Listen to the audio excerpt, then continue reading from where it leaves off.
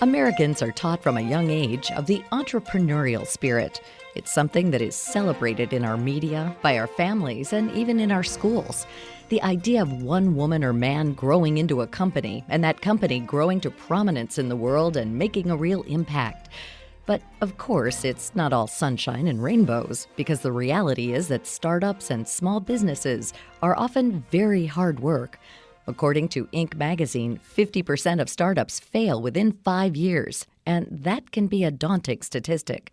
The hopes and nightmares of entrepreneurship is nothing new to Brian Scudamore, the founder and CEO of 1-800-GOT-JUNK. He says sometimes you just have to dream big and jump in head first. I was actually 18 years old when I started the business, just before my 19th birthday. I was in a McDonald's drive-thru of all places, and I was looking for an idea. I was thinking about how am I going to get into college? I was one course short of graduation from high school, and I thought, I got to go to college. All my friends are going. How am I going to pay for it? So there in the drive-thru, I see this beat-up old pickup truck filled with junk. It said Mark's Hauling on the side, and I looked at the truck, and I said, there's my ticket. I bought a truck of my own. $700 beat-up old pickup, put plywood sides on it, started driving down alleys and laneways, and that was the birth of 1-800-GOT-JUNK. So what ironically funded my way through college with a year left in my degree, I ended up dropping out. I sat down with my father, who's a liver transplant surgeon, and I said, Dad, I'm learning more running the business than I am studying in school, and I'm going to make the tough decision to drop out. He certainly didn't agree then, but agrees today after the fact that we built a $300 million business. Now, Scudamore has written a book about his experiences to help others who may be daunted by the task of becoming an entrepreneur themselves. I've been building a business for nearly 30 years. I've made a lot of mistakes along the way, and I figured, why not share some of the lessons learned so that others don't have to make the same mistakes I did? If I can inspire entrepreneurship, or if I can inspire success factors, things from my life that have helped me build a great life, not just a great living, I felt it was time to share those with others. Scudamore's book is called WTF, Willing to Fail, How Failure Can Be Your Key to Success. He says that willingness to fail isn't just a catchy title, but a reality for those dreaming of growing a business. He also says he is no stranger to big mistakes himself. One of the biggest mistakes I made in the early days, and thank goodness I made it early on versus later, is I had to fire my entire team. I had 11 employees, 9 bad apples, 1 spoils the whole bunch, and I just thought the only way to rebuild, tear things down to the studs, as you said, is take the business from 11 employees down to no one, just me, and I'm going to start again from scratch. What I learned was, to rebuild a business, you have to have the right people. Find the right people and treat them right. What I didn't have the day that I fired people was I had these 11 people where I said, listen, this is a leadership lesson. This is nobody's fault but my own. I might not have hired the right people, trained you, given you the love, the support you needed to be successful. We don't believe in each other and we're going to part ways. So I rebuilt the business and did it a different way, and I built a culture that was all about people. And it's made a massive difference. Of course, Scudamore says undergoing such a significant overhaul of this company he had been building wasn't an easy task. But that's where that willing to fail mantra came into play. When you decide to fire every employee and you've got $500,000 in revenue, you've got 5 trucks, try driving those 5 trucks all at once. Impossible. So there I was, employee-less, and it was a dark day. Yes, I believe you've got to be willing to fail. But as you said, when you're in a moment of darkness, when you're having a failure, what gets you out of that failure is an attitude of saying, everything will work out for the best. I have to have faith that there is learning in this moment. So what I learned from that moment was, again, build a company that's all about people, find the right people and treat them right. Scudamore says that is one of the lessons he holds most dear. That for him, it only made sense to build a team of people he actually wanted to be around. He began to form a few out-of-the-box standards for new hires. I started choosing people. I ran a little test in my mind, and we use this today. We call it the beer and barbecue test. Someone I'm interviewing, each and every time I ask myself, could I see myself having a beer with this person? Are they interesting? Are they interested? Do they have a shared passion, a shared goal and vision for building something? And we've always said at 1-800-GOT-JUNK and O2E Brands, our parent business, that we're building something much bigger and better together. We don't do things alone. So we're a social business. So I look first and foremost, would I have a beer with them? Second of all, I ask the question, could I see them fit at a company barbecue? The barbecue test. We've got lots of diversity. We've got lots of people who are introverts and extroverts, all types. It's not that everyone has to be the same, but what we're looking for is, do they fit? Do they fit as a family? Do they fit as a community of builders? The beer and barbecue test is not the only of Scudamore's outlandish ideas to become a pillar of his business, though. He also talks about the blue wig, something that seemed silly and superfluous to many of his friends at first, but has proven to be a viable marketing blueprint. We had a bunch of franchise partners for 1-800-GOT-JUNK that said, listen, we need to do more TV advertising, more traditional marketing, and it was at a time when we couldn't afford to. So I said, guys, listen, we can't afford to do those tactics. We're going to make use with what we've got. We're going to do some guerrilla marketing, and I'm going to prove to you that growing a business and marketing the business does not require big dollars. I took 10 of our closest franchise partners and some head office staff, and I asked, where is the number one place in the world that it would be difficult to stand out in, difficult to stand apart from the noise? People said Times Square, New York, and people also said Las Vegas. I said, great, we're going to go take a trip to Las Vegas.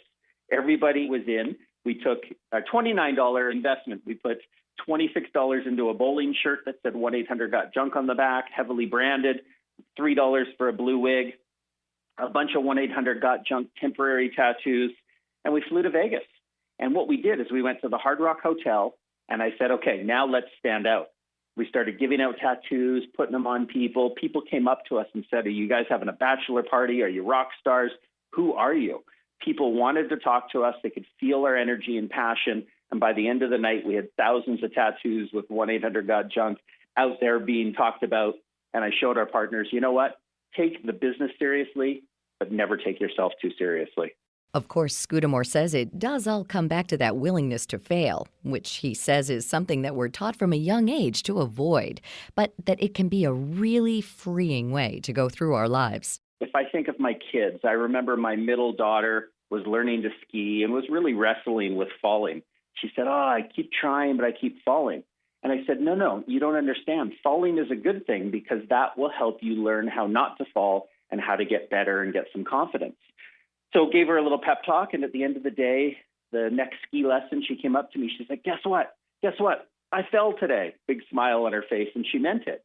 And she learned to embrace the failures. It's okay to fall. You figure out how to pick yourself up. The same thing happens, while it's just an analogy, the same thing happens in business.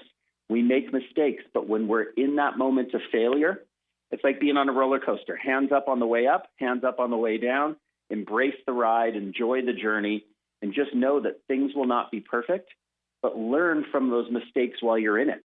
This is, of course, his biggest point of emphasis. If you're too afraid of failure, you won't necessarily feel free to hire the right people or fly your team to Vegas for some good old-fashioned guerrilla marketing. Scudamore says too much pressure to be perfect is one of the major factors in why so many startups fail. Yeah, people that want to start a business often get paralyzed by fear. They think they've got to catch lightning in a bottle. They think it's that rare moment of, how am I going to build the next Instagram? The guy that built Instagram did not start with a big billion-dollar vision. He started with a little idea that grew. My advice is start somewhere. I bought a junk removal truck. It was a way to pay for college. It cost me $700.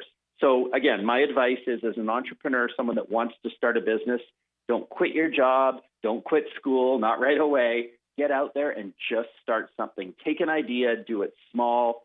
Don't spend a lot of money. Don't try and build a billion-dollar app. Try and build something that provides value to someone immediately for a very, very small investment. For more about Brian Scudamore and his journey in entrepreneurship, his book, Willing to Fail, is available now. For more information on all of our guests, visit our site at viewpointsonline.net. You can also find us on Twitter at Viewpoints Radio. Our show is written and produced by Evan Rook. Studio production by Jason Dickey. Reed Pence is our executive producer. I'm Marty Peterson.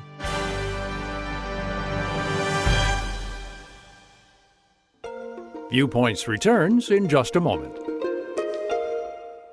Individuals and businesses with tax problems, listen carefully. Do you feel like you're losing control of your finances? If you owe over $10,000 in back taxes or have unfiled tax returns, we can help you take back control. The IRS is the largest and most aggressive collection agency in the world, and they can seize your bank accounts, garnish your paycheck, close your business, and file criminal charges. Take control of your tax problem now by calling the experts at U.S. Tax Shield and take advantage of the Fresh Start program and new laws that may allow us to negotiate a settlement for the lowest amount possible. Our team of tax attorneys and enrolled agents can stop collections and get you protected so you can take control of your financial future. U.S. Tax Shield offers a price protection guaranteed quote to get you protected today. U.S. Tax Shield is A+ rated with the Better Business Bureau, so call now. 800-568-1647. That's 800-568-1647. U.S. Tax Shield. 800-568-1647. What are you going to do with your old car? You can try selling it, you could junk it, or you can donate it to Heritage for the Blind. Your car will be towed away for free and your donation is tax deductible. Just call 1-800-835-1478. Heritage for the Blind accepts cars, vans, trucks, and boats. It doesn't matter if your vehicle runs or not. It will be towed away for free, and you'll be supporting those that need help. Heritage for the Blind is a nonprofit organization that helps the visually impaired live fuller lives. Call right now to donate your car, and as a special thank you, you'll receive a free 3-day vacation voucher to over 50 locations. Call Heritage for the Blind right now. Call 1-800-835-1478. Donating is easy, and your vehicle is towed away for free. Plus, you'll get a free vacation voucher for donating. Call now, 1-800-835-1478. That's 1-800-835-1478. And that's Viewpoints for this week. Viewpoints is a production of Media Tracks Communications. You can follow us on Twitter and Facebook to learn about upcoming shows and find a library of past programs on iTunes. Plus, you'll always find podcasts of our segments and information about our guests at viewpointsonline.net. Join us again next week for your public affairs magazine, Viewpoints.